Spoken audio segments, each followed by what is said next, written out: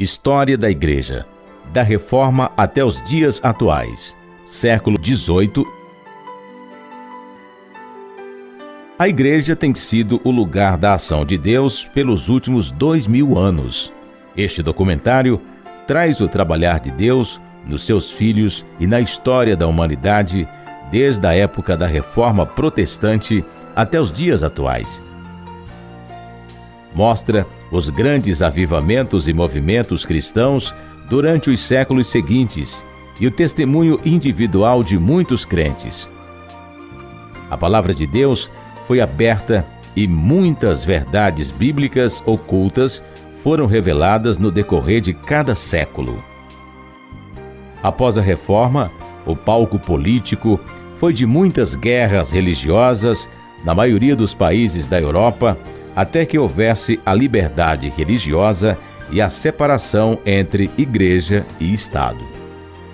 Esses fatos contribuíram para o desenvolvimento de modelos de Estados independentes e a queda do absolutismo na Europa.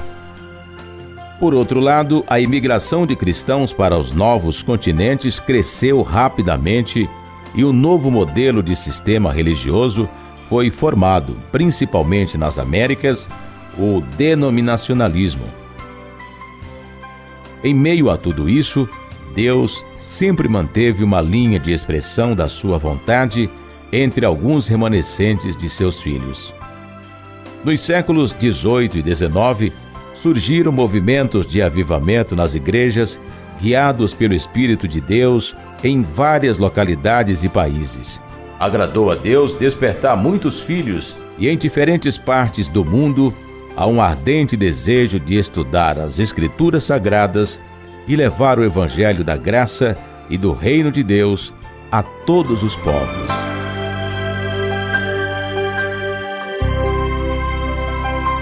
Século XVIII. Avivamento no Velho Mundo, Europa.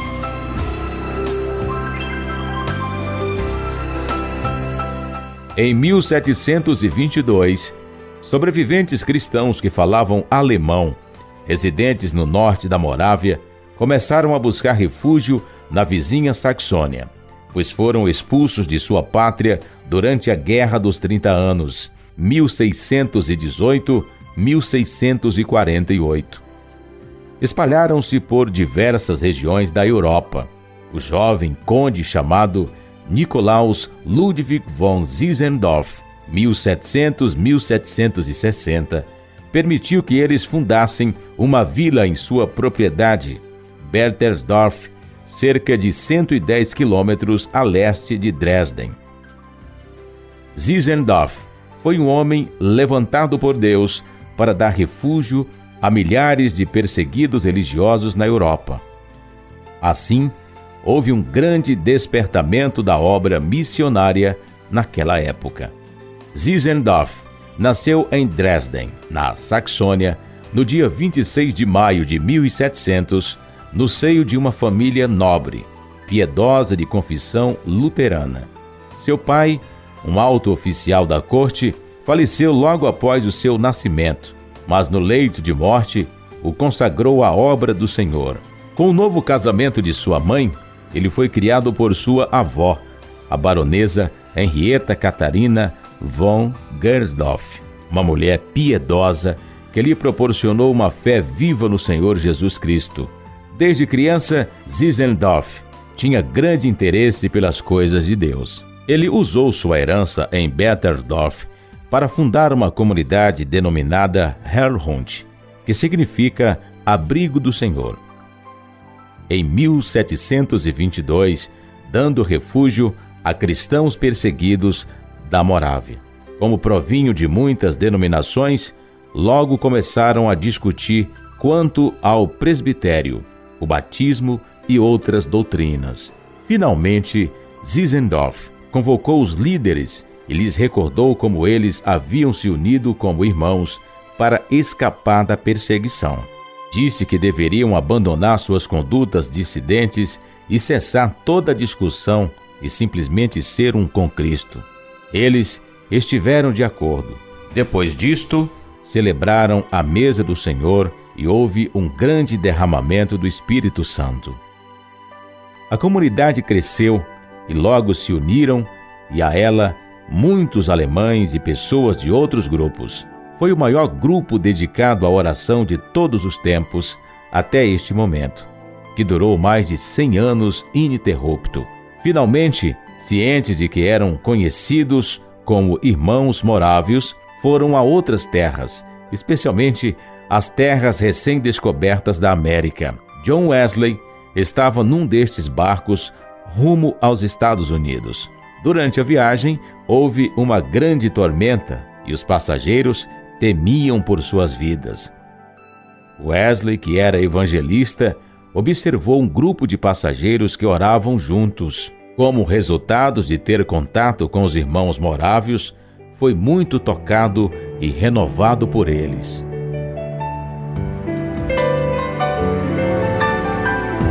Até os confins da terra. Os morávios escreveram uma das páginas mais nobres das missões cristãs em todos os tempos. Até esse momento, nenhum grupo cristão tivera tanta consciência do dever missionário e nenhum outro grupo teve tamanha consagração a esse serviço em proporção ao número de seus membros. Eles davam grande ênfase à devoção, à experiência e aos sentimentos, em contraste com a ortodoxia, aos credos e aos rituais. Também valorizavam a conversão pessoal, o sacerdócio universal dos crentes, o estudo das Escrituras, os pequenos grupos para comunhão e auxílio mútuo, e um cristianismo prático voltado para a educação, missões e beneficência. Os morávios enviaram missionários para as Ilhas Virgens, Groenlândia, Suriname, África do Sul, Jamaica, Canadá, Austrália, Tibete, entre outros longínquos lugares. Até 1760, ano da morte de Zinzendorf, os morávios haviam enviado 226 missionários a 10 países e cerca de 3.000 conversos haviam sido batizados. Os irmãos morávios, embora pouco numerosos, exerceram forte influência espiritual sobre outros grupos, especialmente na Inglaterra. A convivência com alguns morávios causou profundo impacto em John Wesley e William Carey. Eles também inspiraram a criação de 2 agências de missões, a Sociedade Missionária de Londres, 1795, e a Sociedade Bíblica Britânica e Estrangeira, 1804. A vida da igreja que praticaram os que estavam com o conde Zinzendorf foi um bom começo. Foram eles que praticaram pela primeira vez a vida da igreja na restauração do Senhor depois da reforma.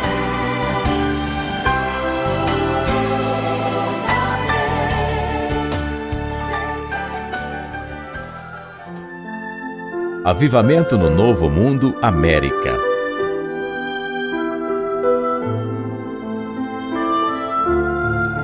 Por volta de 1734, ocorreu um avivamento na região da Nova Inglaterra, região nordeste dos Estados Unidos, que se espalhou por toda a região. Esse ficou conhecido como o primeiro grande avivamento. Vários servos de Deus foram despertados nessa época, como Jonathan Edwards, pastor de uma igreja congregacional em Northampton. David Brainerd foi um dos primeiros missionários entre os indígenas. Em 1798, a primeira Sociedade Missionária Nacional foi organizada na América. Seu objetivo era cristianizar os indígenas da América do Norte, manter e promover o conhecimento cristão nos novos povoados dentro dos Estados Unidos. John Wesley, David Brainerd, George Whitefield e William Carey, entre muitos outros não citados aqui, são alguns dos nomes mais conhecidos do avivamento nesse período.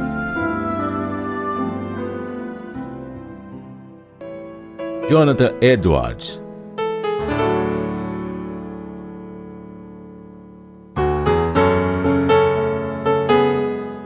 Jonathan Edwards nasceu numa família puritana em outubro de 1703 em Connecticut, Estados Unidos. Ele foi o quinto de 11 filhos gerados pelo casal Timothy e Esther Edwards. Foi o único filho homem do casal com 11 filhos. Ele começou a estudar latim aos 6 anos de idade e aos 13 já era fluente também em grego e hebraico. Em 1716, quando tinha apenas 13 anos, ingressou na Universidade de Yale, de fundação dos puritanos em New Haven, e em 1720 obteve o bacharelado, iniciando em seguida os estudos teológicos nessa mesma instituição, obtendo o mestrado em 1722. Em seguida, assumiu uma cadeira de professor assistente em Yale, cargo que ocupou por 2 anos. Edwards teve um papel fundamental na formação do primeiro grande despertamento. O seu sermão, Pecadores nas Mãos de um Deus Irado, é considerado um clássico da literatura americana. Ele conviveu na mesma época com George Whitefield. Edwards é amplamente conhecido por seus muitos livros, como O Fim para o Qual Deus Criou o Mundo, A Vida de David Brainerd, serviram para inspirar milhares de missionários de todo o século XIX. Edwards tornou-se conhecido como pregador avivalista que enfatizava a soberania de Deus, a depravação da humanidade, a realidade do inferno e a necessidade de conversão e novo nascimento.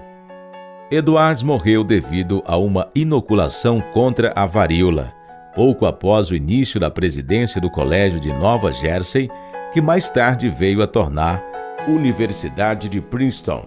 Tinha 55 anos de idade. Ele encontra-se sepultado no cemitério de Princeton.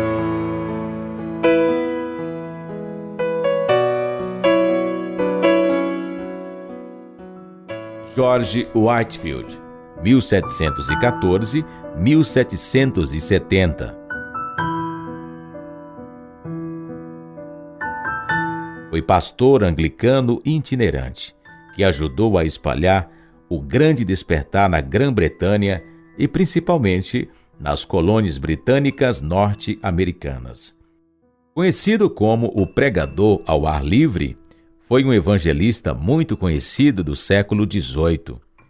Pregou durante 35 anos na Inglaterra e nos Estados Unidos, quebrou as tradições estabelecidas a respeito da pregação e abriu o caminho para a evangelização de massa.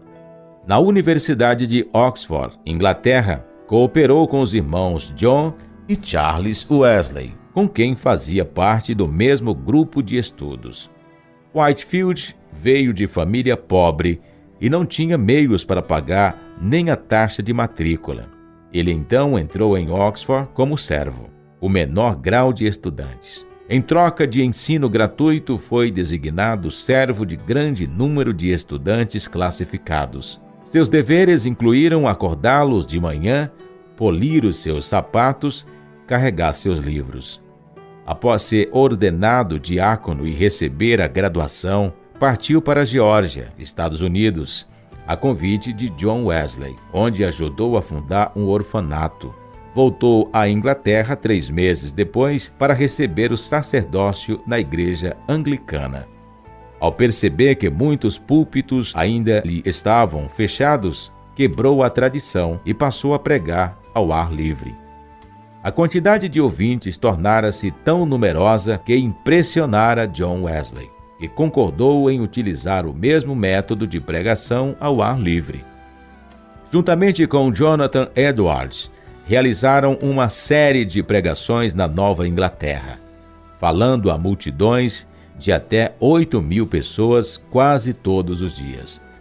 Whitefield tornou-se o foco do revivamento na América, visitando-a 7 vezes, mas seu trabalho no Velho Mundo também era forte. Em certa ocasião, na Escócia, pregou a 100.000 ouvintes. Repetidas vezes, Whitefield pregou nos campos porque nas igrejas fecharam-lhe as portas. Às vezes, nem os hotéis queriam aceitá-lo como hóspede. Uma vez, foi agredido a pauladas. Outras vezes, atiraram-lhe torrões de terra. Em Exeter, enquanto pregava a 10.000 pessoas, foi apedrejado de tal forma que achou que morreria. Whitefield continuou a pregar extensivamente nos Estados Unidos e por toda a Grã-Bretanha e Irlanda. Crê-se que pregou mais de 18.000 sermões. Whitefield morreu na América em 1770, da forma que desejara, no meio de uma série de pregações. No seu funeral, John Wesley o homenageou como um grande homem de Deus. Encontra-se sepultado na Igreja Presbiteriana Condado de Essex, Massachusetts, nos Estados Unidos.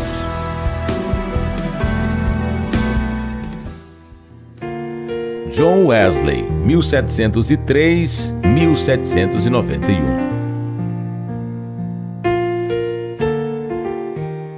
John Wesley foi o líder e precursor do movimento metodista ocorrido na Inglaterra no século XVIII.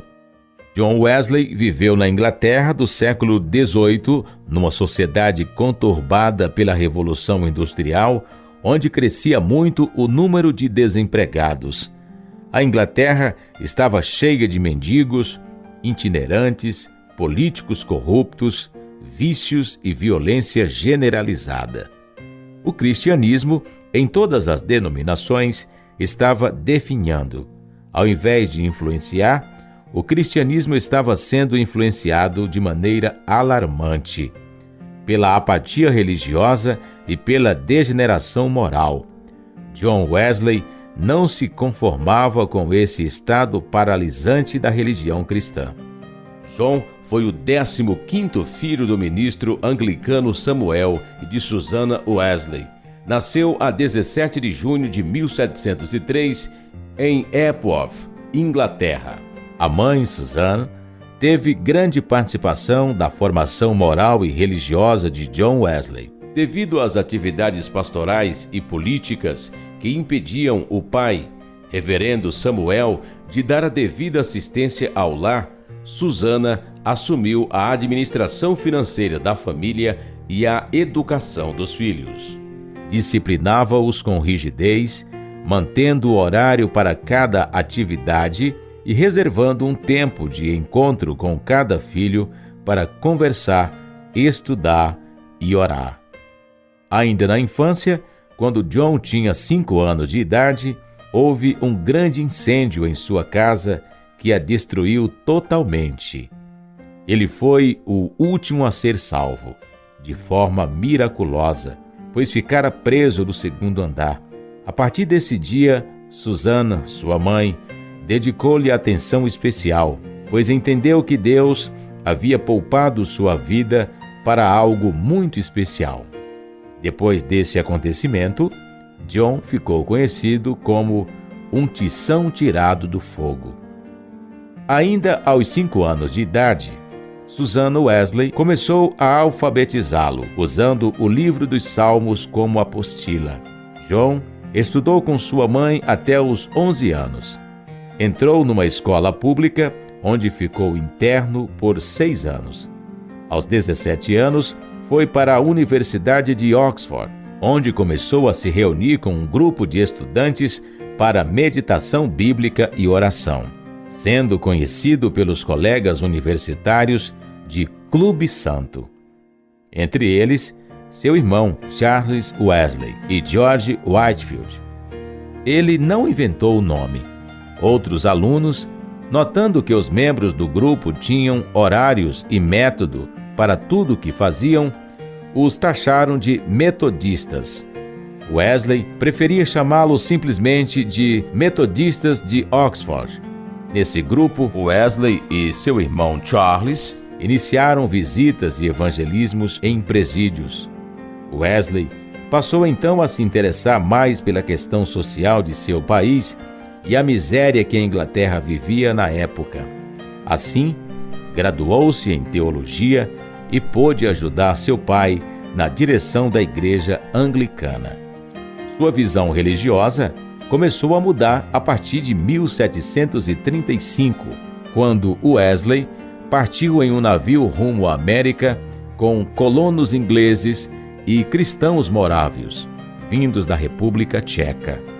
Na viagem missionária, ele foi profundamente tocado pela devoção dos protestantes morávios e passou a reavaliar sua fé.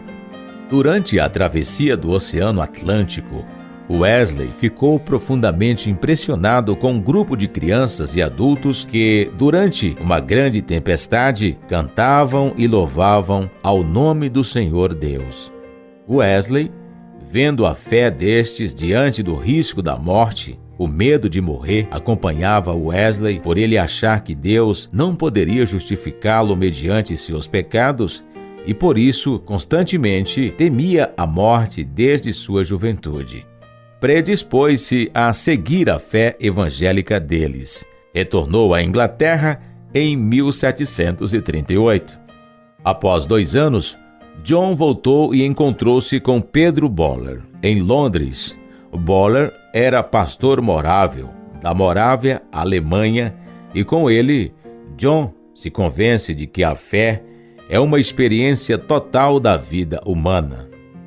Procurou, então, libertar-se da religião formalista e fria para viver, na prática, os ensinos de Jesus. Nos 50 anos seguintes, Wesley pregou em média de 3 sermões por dia, a maior parte ao ar livre. Houve uma vez que pregou a cerca de 14.000 pessoas. Como os púlpitos da igreja anglicana ficaram fechados para os irmãos Wesley e para Whitefield, este decidiu fazer as pregações ao ar livre, o que fez enorme sucesso. E logo, os irmãos Wesley seguiram o mesmo exemplo. Somente após a morte de Wesley, a igreja metodista se organizou como igreja propriamente formada. Primeiro nos Estados Unidos e depois na Inglaterra. John Wesley faleceu em Londres no dia 2 de março de 1791.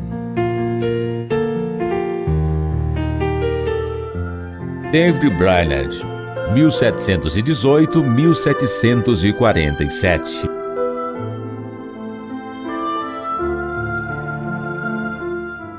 David Brainerd nasceu em abril de 1718 em Connecticut, nos Estados Unidos. Seu pai se chamava Ezequias Brainerd, advogado, e sua mãe, Dorothy Hubbard, filha do pastor Jeremias Hubbard. David foi o terceiro filho de um total de 5 filhos e 4 filhas. Foi um menino de saúde muito frágil, que acabou sendo privado de uma vida social mais dinâmica com os outros garotos de sua idade.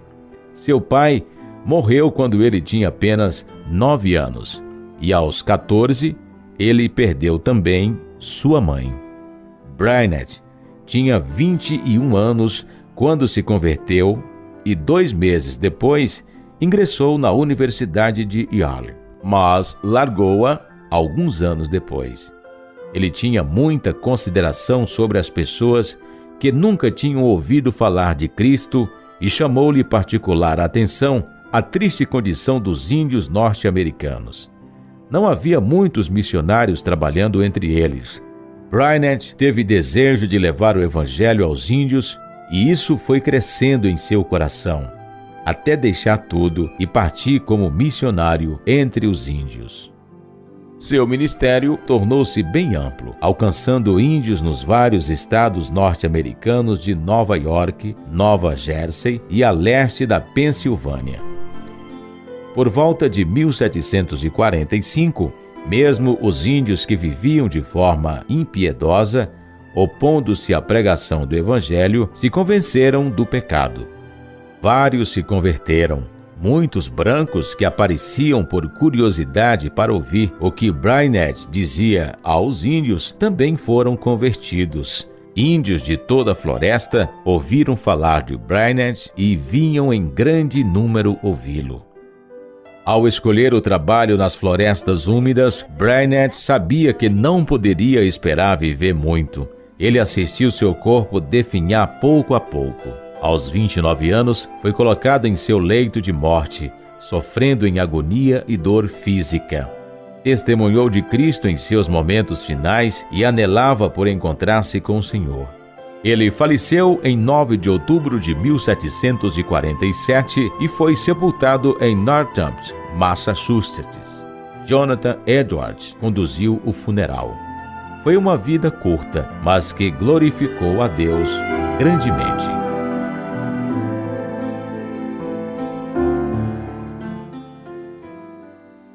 William Carey, 1761-1834.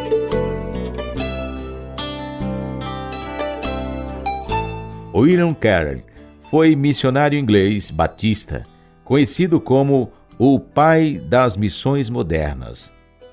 Foi um dos fundadores da Sociedade Batista Missionária de Londres. Como missionário, evangelizou, fundou escolas e traduziu a Bíblia para o bengali, sânscrito e inúmeras outras línguas e dialetos. Com 14 anos de idade, seu pai levou-o para ser aprendiz com um sapateiro em Northamptonshire. Apesar de nascer em lar anglicano, sua primeira identificação com a fé genuína foi por meio de seu companheiro de trabalho, John Ward, filho de um desertor da igreja estatal. Em 1779, aos 18 anos, nasceu de novo, quando ainda estava identificado com a igreja oficial da Inglaterra, e uniu-se a uma pequena congregação batista. Logo começou a se preparar para pregar. Saturou-se de conhecimentos, tornando-se poliglota, dominando o latim, grego, hebraico, italiano, francês e holandês, além de diversas ciências. Ele se casou com Dorothy Plackett em 1781. William e Dorothy Carey tiveram 6 filhos, 4 meninos e 2 meninas. As 2 meninas morreram na infância, bem como o seu filho Pedro, que morreu aos 5 anos de idade. No ano de 1775, ficou impressionado com o avivamento trazido pelas mensagens de John Wesley e George Whitefield.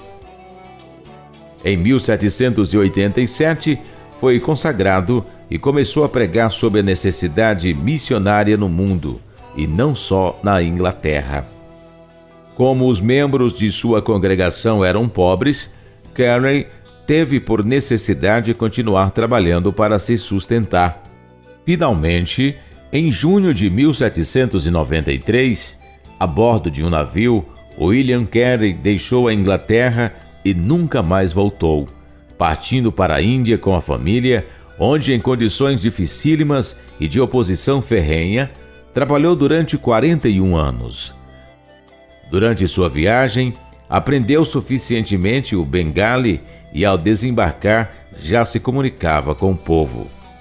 William Carey não foi dotado de inteligência superior nem de qualquer dom que deslumbrasse os homens. Entretanto, em sua persistência, com espírito indônito, inconquistável, até completar tudo quanto iniciava, é que vemos o segredo do maravilhoso êxito da sua vida. Apesar de não haver recebido educação formal na mocidade, Carey chegou a ser um dos homens mais eruditos do mundo no que diz respeito ao sânscrito e às outras línguas orientais. Suas gramáticas e dicionários são usados até hoje. Passou por muitas dificuldades. Dorothy era 5 anos mais velha do que ele, não sabia ler e logo revelou um temperamento difícil. No casamento reinava pouca harmonia e, para dificultar ainda mais a vida familiar, os problemas econômicos eram comuns, tornando-se mais intensos com o crescimento da família e a responsabilidade de Carey no cuidado de sua cunhada e de 4 sobrinhos, após a morte do seu cunhado e patrão. Em virtude da oposição da Companhia das Índias Orientais, a família Carey foi para o interior da Índia e logo depois para Malta. Ali, se dedicou a aprender Bengali e se aventurou numa tradução do Novo Testamento para essa língua. Em 1800, William Carey deixou Malta e transferiu-se para Serampore, território dinamarquês, perto de Calcutá. Ali, ele permaneceu até o fim da vida. Ao lado de Joshua Marsman e William Hart, Carey passou a viver um tempo maravilhoso de trabalho em equipe, marcado por oração, respeito, mútua cooperação e compromisso sério com a obra do Senhor. Com dedicação sem igual, disposto a sacrificar seus bens, tempo e qualquer outra coisa a que pudesse se apegar, Carey organizava escolas, ensinava línguas orientais no colégio de Fort William, em Calcutá, e continuava seus esforços na tradução da Bíblia, que verteu inteira para 3 idiomas: bengalês, sânscrito e marathi. Além disso, traduziu porções da Bíblia para inúmeras outras línguas, ainda que a qualidade de seu trabalho não fosse muito apreciada pelos críticos. Dorothy Carey morreu em 1807 e 6 meses depois do seu sepultamento, o viúvo se casou com Charlotte Hummer. O casamento foi feliz e durou até 1821, quando Charlotte morreu. Durante seu tempo de convivência, o casal dedicou-se ao trabalho de tradução, pois Charlotte tinha grande habilidade linguística. O trabalho de Carey na Índia foi extraordinário. Ele tinha uma visão missionária muito à frente do seu tempo, dedicando-se à causa cristã, sem desrespeitar os aspectos da cultura local que não feriam os valores revelados por Deus nas páginas da Bíblia. Na manhã de 9 de junho de 1834, a Índia disse adeus ao grande pai das missões. Carey morreu com 73 anos, respeitado por todo o mundo como o pai de um grande movimento missionário. Quando chegou à Índia, os ingleses negaram-lhe permissão para desembarcar. Ao morrer, porém, o governo mandou içar as bandeiras a meia haste em honra de um herói que fizera mais para a Índia do que todos os generais britânicos.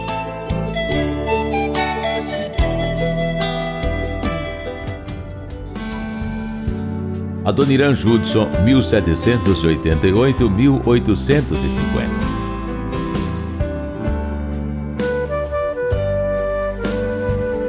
Adoniram Judson Jr. foi um missionário americano e atuou na Birmânia por quase 40 anos. Judson nasceu em agosto de 1788 na cidade de Malden, Massachusetts, filho do pastor congregacional Adoniram e Abigail. Ingressou no Seminário Teológico de Andover para estudos. Em 1810, Judson se juntou a um grupo de estudantes missionários que se chamavam Os Irmãos. Os alunos inspiraram o estabelecimento da primeira sociedade missionária organizada dos Estados Unidos e queriam servir no exterior. Em fevereiro de 1812, Judson casa-se com Anna Heseltine e 2 semanas mais tarde, os dois viajam para a Índia como missionários da Igreja Congregacional. Logo após chegar na Índia, os dois foram batizados em Calcutá em setembro de 1812 por William Carey, um missionário batista inglês. As autoridades locais e britânicas não queriam que os americanos evangelizassem os índios. Logo, eles foram forçados a sair da Índia. Pela Companhia Britânica das Índias Orientais, o casal Judson estabeleceu-se na Birmânia em 1813. Sendo a Birmânia budista, Judson foi informado pelos missionários batistas de Serampore de que o país era impermeável ao evangelismo cristão. Judson, que já conhecia latim, grego e hebraico, imediatamente começou a estudar a gramática birmanesa, mas demorou 3 anos para aprender a falar. Ele encontrou um tutor e passou 12 horas por dia estudando a linguagem.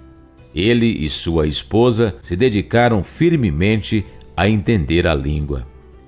Ele aprendeu alguns costumes birmaneses e construiu um zayat, um costumeiro abrigo de bambu, na rua perto de sua casa, como sala de recepção e local de encontro para homens birmaneses. 2 meses depois, ele batizou seu primeiro convertido birmanês, Maung Nao, um carpinteiro de 35 anos das tribos do monte. As tentativas dos Judsons de criar interesse nos nativos de Rangoon no Evangelho de Jesus tiveram pouco ou quase nenhum resultado. Para aumentar o desânimo, o segundo filho, Roger William Judson, morreu aos 8 meses de idade. O progresso do cristianismo continuaria a ser lento e com grande risco de morte no Império Birmanês. Levou 12 anos para conseguissem 18 conversões. Entretanto, Judson compilou o primeiro dicionário birmanês-inglês e ajudou bastante durante a tradução da Bíblia para o birmanês, feita em grande parte durante a sua prisão. Após a sua morte, o trabalho de compilação do dicionário foi finalizado pelo seu colega E.A. Stevens. Adoniram estudou o antigo idioma Pali, que era o idioma em que estavam escritos os livros budistas. Ana estudou o idioma Thai, que se falava em Sião, Tailândia. Uma impressora foi enviada de Serampore e um missionário que chegou da América com sua esposa em 1817 produziu os primeiros materiais impressos em birmanês, impressos na Birmânia, que incluíram 800 cópias da tradução de Judson sobre o Evangelho de Mateus. Adoniram Judson terminou a tradução de toda a Bíblia apenas em 1834. Ana não viu a obra completada. Neste momento começa a guerra entre a Birmânia e a Grã-Bretanha. Como os Judsons recebiam sustento dos americanos através dos ingleses, as autoridades birmanesas pensaram que Adoniram fosse um agente e assim foi feito prisioneiro por 21 meses e sofre tortura física e mental. Essa batalha acabou seriamente a sua saúde e Anna Heseltine Judson acabou morrendo em 1826. Neste mesmo ano, morre sua filha Maria. Adoniram começa o trabalho com a tribo dos Karens. Com o recebimento da notícia da morte do seu irmão nos Estados Unidos, retorna para casa após 18 anos. Nos Estados Unidos faz sermões que inspiram centenas de jovens. Um casal, George e Sarah, o acompanhava de volta à Birmânia. George morre no campo missionário. Judson termina a tradução da Bíblia para o birmanês em 1834. Neste mesmo ano, casa-se com Sarah Boardman, viúva do missionário George, que havia morrido 3 anos antes. Nasce uma menina que foi chamada de Abby Ann. Nascem mais 3 filhos, Adoniram Brown, Earl Nathan e Harry. Sarah tem sua saúde enfraquecida após o parto e o pequeno Harry morre com 1 ano e 7 meses de idade. Após alguns anos, nasce outro filho, também chamado Harry. Nascem mais 2 filhos, Charles e Edward. Como a saúde de Sarah está enfraquecida, eles voltam para os Estados Unidos em 1845. Recebendo a boa-vinda de um herói, estimulou o interesse em missões estrangeiras onde quer que ia. Sarah morre neste mesmo ano. Em 1846, casa-se com Emily Chubbuck, uma escritora bem conhecida, e 6 semanas depois voltam para a Birmânia. Ele tinha então 58 anos. 3 de seus filhos permanecem nos Estados Unidos, Adoniram, Elnathan e Abby Ann. Os últimos anos de Adoniram Judson foram gastos na maior parte no trabalho em um dicionário birmanês-inglês. Nasce mais uma filha, Emily France. A doença crônica tornou-se mais severa e durante a viagem de navio, Adoniram Judson falece e é enterrado na Baía do Mar de Bengala, no dia 12 de abril de 1850. 10 dias após sua morte, Emily dá à luz o segundo filho do casal, Charles. Porém, ele morre no mesmo dia. Após a morte de sua primeira esposa e principal colaboradora nos trabalhos de tradução, Ana, Adoniram começou a trabalhar com o povo Karen. Apesar de parecer não ter tido resultado algum até a sua morte, o integrante do povo Karen, Go Tabio, testemunhou Jesus Cristo ao seu povo. Go teve seu testemunho e pregação com a Bíblia em birmanês, que os Judson traduziram. Conseguiu alcançar para Jesus quase todo o seu povo. O povo Karen foi o estopim do grande crescimento da igreja evangélica birmanesa. Hoje, os Karens representam 7% da população de Mianmar, antiga Birmânia, e também estão presentes em países vizinhos. Adoniram Judson não viu o fruto de seu trabalho. O que viu foi poucas conversões e muitas mortes entre os seus familiares. Entretanto, Judson combateu o bom combate, completou a sua carreira e guardou a fé. A obra é do Senhor e Ele vê todas as coisas.